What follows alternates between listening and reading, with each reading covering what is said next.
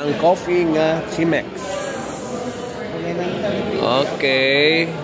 Nga ilang gi-filter through paper. Kitanglan ang gamit ano niya? Ha?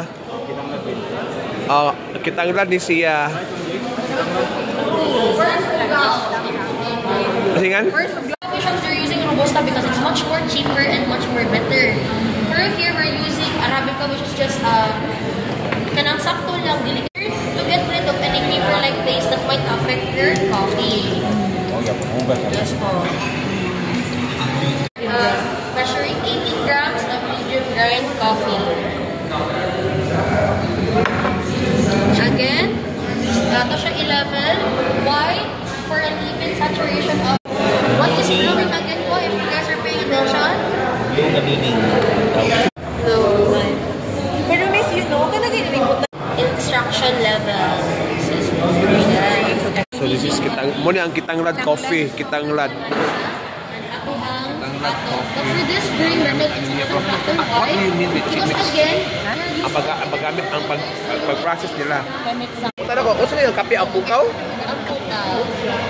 So kato ako giinom di ang pukaw, di ba akong vlog ha? Ang pukaw dito Kitanglad. how much is this like?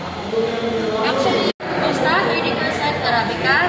As per our special shot, our mixing is at baliktad sa amuang brewed coffee, which is 70% Arabica, 30% Robusta.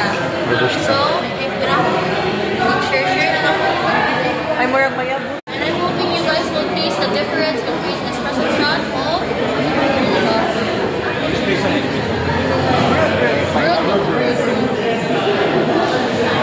Okay, so mauli siya ang brewed coffee, 70% Arabica, bali day, 70% Arabica, espresso shot na ta, which is bali ni siya.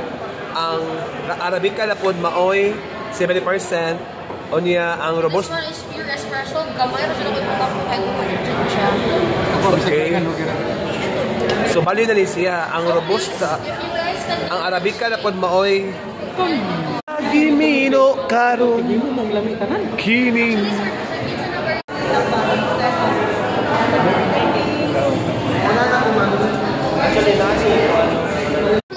real name ko, di ko ganahan. Ay!